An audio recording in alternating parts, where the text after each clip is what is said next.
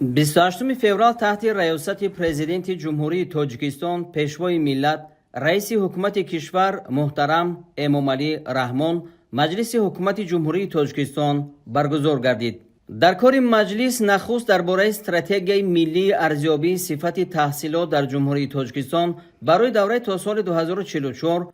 گزارش وزیر معارف و علم تاجیکستان رحیم سیدزاده شنیده شد. تاکید گردید که استراتژی ملی به تکمیل روند تعلیم روانه شده به تامین صفت تحصیلات مساعدت میکند و برای اشتراک در ارزیابی بین المللی صفت تحصیلات زمینه میگذارد. صفت تحصیلات با در نظر داشت تامین شرایط مساعد برای تعلیم و تربیت، اقتدار کادری، ادبیات تعلیمی با قابلیت ذهنی و فیزیولوژی تربیت گیرندگان و خوانندگان مطابق، واسطه‌های تعلیمی، مواد متدی و عیانی، اینچنین از خودکنی برنامه‌های تعلیمی و تربیوی موافق با طلبات استانداردهای دولتی تحصیلات مورد ارزیابی قرار می‌گیرد. سرور دولت سپارش دادند که وزارت معارف و علم، اداره‌های داخلدار و مقامات اجرایی محلی حکومت دولتی برای عملی سازی استراتژی مذکور و برطرف نمودن کمبودی‌های جدی ساحه تدبیرهای مشخص اندیشیده همه ساله تا 1 فوریه به حکومت جمهوری تاجیکستان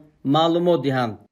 سپس لایحه سازشنامه میان حکومت جمهوری تاجیکستان و حکومت فدراسیون روسیه درباره تأسیس پارک صنعتی در حدود جمهوری تاجیکستان بررسی و قبول شد.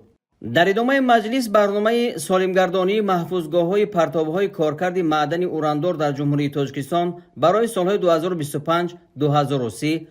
و برنامه آموزش کسبی و با کار تامین نمودن محکوم شدگان و شخصان از ادای جزا آزاد شده برای سال‌های 2025-2030 محاکمه گردید. گفته شد که مقصد از تهیه برنامه سالمگردانی محفوظگاه‌های پرتاب‌های کارکرد معدن اوراندار در جمهوری تاجیکستان برای سال‌های 2025-2030 این ادامه دادن کارهای ضروری، معین نمودن انشاءات ضرردیده و با پررگی بی‌ضرر و سالم گردانیدن موضع‌های از استحصالات کارکرد اوران زیان دیده در جمهوری میباشد.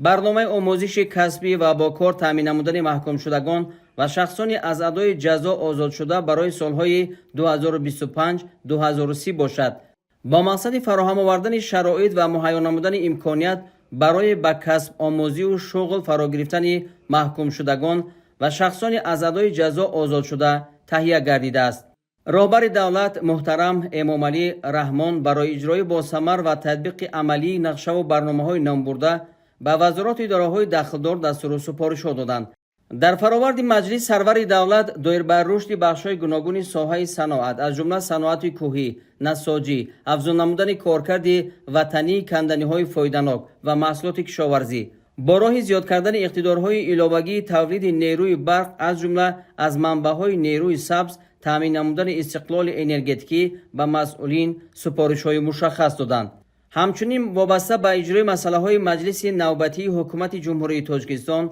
دستورهای قبلی رهبر دولت عملی سازی نشاندادهای پیام پرزیدنت کشور به مجلس عالی آمادگی همه‌جانبه به استقبال سزاوار جشن بین المللی نوروز و 35 سالگی استقلال دولتی دستور و سپارش داده شد.